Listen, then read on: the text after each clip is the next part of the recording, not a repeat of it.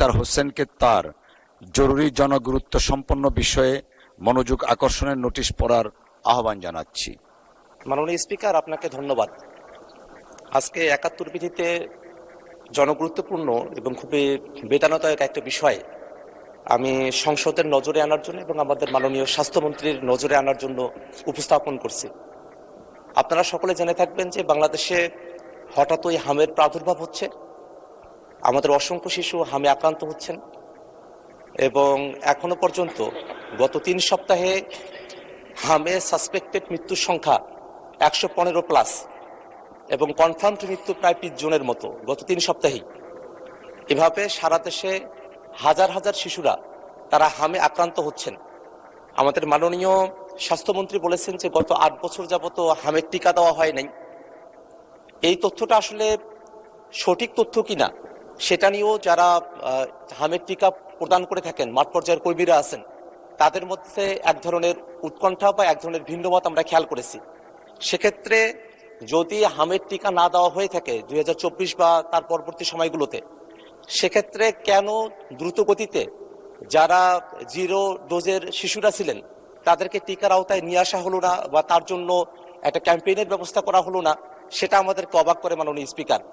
সবকিছু মিলিয়ে আমরা প্রথমত আগেই একটা ব্যবস্থা গ্রহণ করতে ব্যর্থ হয়েছি এবং পরবর্তীতে আমাদের শিশুরা যখন হাসপাতালে হামে আক্রান্ত হয়ে এসেছেন, আমরা জানি যে হামের চিকিৎসার জন্য আইসোলেশনের প্রয়োজন হয়, কিন্তু আমাদের হসপিটালগুলোতে আইসোলেশন ফ্যাসিলিটিস একেবারেই নাই।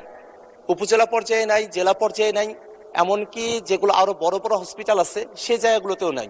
বিশেষত রাজশাহী অঞ্চলের কথাটা এখন বেশি নজরে আসছে এবং যে আইসিইউ বা এনআইসিইউ গুলো প্রয়োজন হয় সেই পর্যাপ্ত আইসিইউ বা এনআইসিইউ এরও ব্যবস্থা নাই।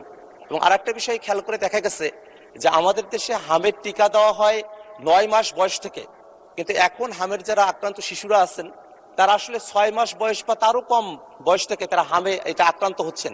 সেক্ষেত্রে আমাদের যারা সরকারের চাকরিতে যারা রোগতত্ত্ব বিশারদ যারা আছেন তারা কেন এই বিষয়টা আগে থেকে ফাইন্ড আউট করতে পারলেন না এবং সে অনুযায়ী ব্যবস্থা গ্রহণ করতে পারলেন না। সেক্ষেত্রে মন্ত্রণালয়ের অধীনে, স্বাস্থ্য মন্ত্রণালয়ের অধীনে যেসব কর্মকর্তারা আছেন তাদের ফেইলিওরটা কোথায়, সেই বিষয়গুলো নিয়ে এবং হামের এই প্রাদুর্ভাব মোকাবেলা করে আইসোলেশন ফেসিলিটিস, আইসিইউ ফেসিলিটিস, ডাক্তারদের জন্য সার্বক্ষণিক তদারকির ব্যবস্থা গ্রহণ করে হাম বিষয়টাকে একটা তড়িৎ গতিতে সমাধানের দিকে নিয়ে আসার জন্য, আমাদের শিশুদেরকে রক্ষা করার জন্য, মৃত্যু থেকে বাঁচানোর জন্য মাননীয় স্বাস্থ্যমন্ত্রী তার কোনো পরিকল্পনা আছে কিনা এবং সেটা কি ধরনের পরিকল্পনা, সেই বিষয়ে আপনার মাধ্যমে মাননীয় স্বাস্থ্যমন্ত্রীর দৃষ্টি আকর্ষণ করছি। ধন্যবাদ মাননীয় স্পিকার। আপনাকে ধন্যবাদ মাননীয় সদস্য। মাননীয় স্বাস্থ্য পরিবার কল্যাণ মন্ত্রী জনাব সর্দার মোহাম্মদ সাখাওয়াত হোসেনকে এই বিষয়ে তার সংক্ষিপ্ত বিবৃতি দেওয়ার জন্য অনুরোধ জানাচ্ছি।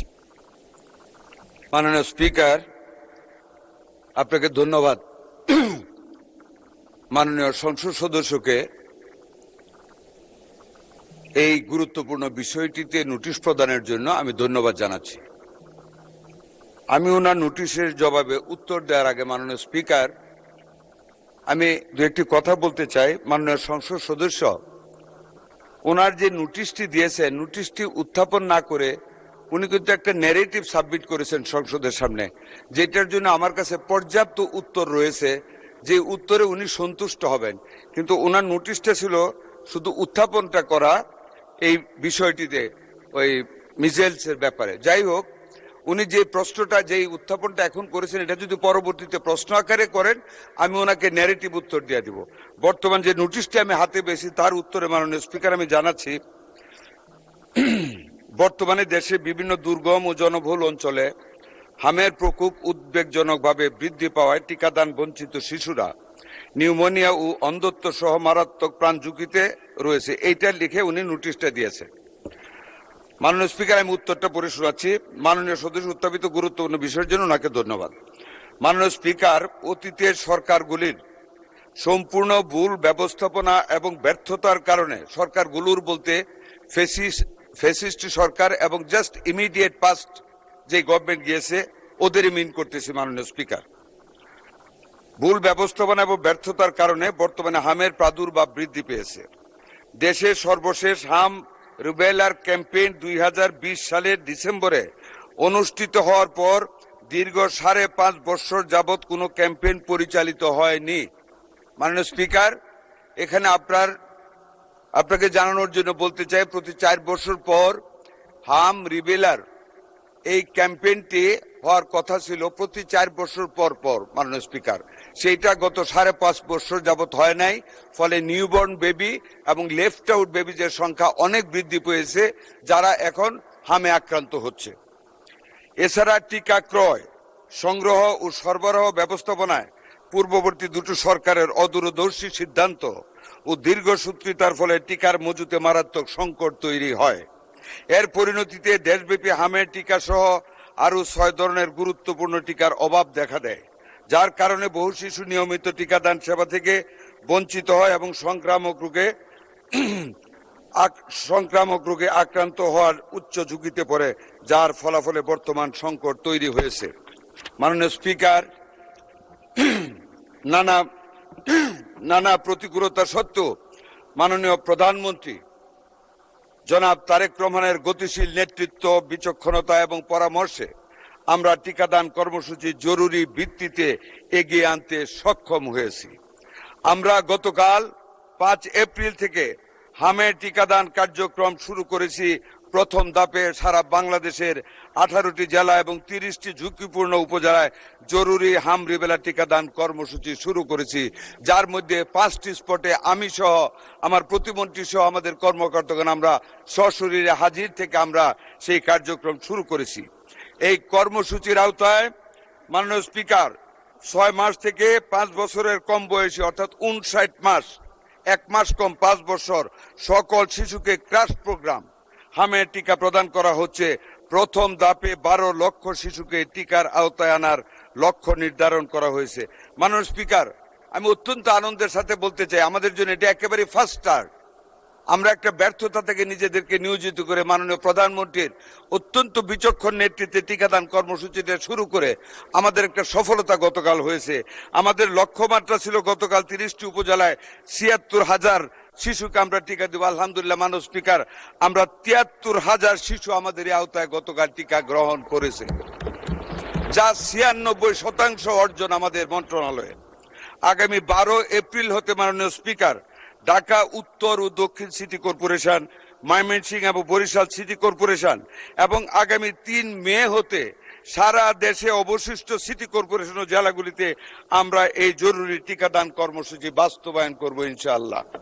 মাননীয় স্পিকার, টিকাদানের পাশাপাশি আমরা শুধু টিকাদান চালাচ্ছি না, এর পাশাপাশি হামে আক্রান্ত এবং ঝুঁকিতে থাকা শিশুদের ভিটামিন এ ক্যাপসুল খাওয়ানো হচ্ছে গতকাল থেকে। মাননীয় স্পিকার, জরুরি ভিত্তিতে দেশের প্রতিটি জেলায় 6 মাস থেকে 1 বছর পর্যন্ত বয়সী শিশুদের জন্য ভিটামিন এ ক্যাপসুল 1 লক্ষ ইউনিট অর্থাৎ 7,500 পিস এবং 1 বছর 5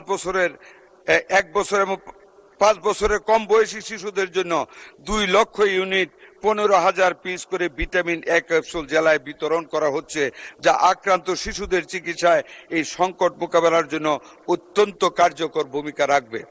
মাননীয় স্পিকার, ঝুঁকিপূর্ণ শিশুদের জন্য দেশের সকল সরকারি হাসপাতালে আইসোলেশন ওয়ার্ড, যেটা আপনি বলেছেন, আইসোলেশন ওয়ার্ডের ব্যবস্থা করা হয়েছে।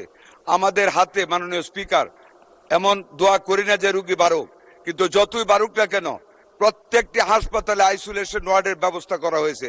রাজশাহী হাসপাতালে আরো 250 আইসোলেশন বেড ব্যবস্থা করা হচ্ছে। আমাদের যদি কোনো রোগী আসে, দোয়া করেন যাতে না আসে, আমরা প্রস্তুত আছি। আইসিইউ ইউনিট প্রস্তুত আছে, আমাদের ভেন্টিলেটরও প্রস্তুত আছে। শুধু ভেন্টিলেটর না, আমাদের আইসিডিডিআর বেড একজন ডাক্তার তাহমিদ উনি অত্যন্ত স্বল্প খরচে, মাত্র 300 টাকা খরচে নতুন অক্সিজেন ইনফ্লো অ্যান্ড আউটফ্লোর একটা মেশিন সিস্টেম আবিষ্কার করেছে, যেটা দিয়ে যে কোনো হাসপাতালে যে কোনো সময় আমরা যে কোনো হামের রোগীকে এখন অক্সিজেন প্রবাহ দিতে পারি লাঙের ভিতরে।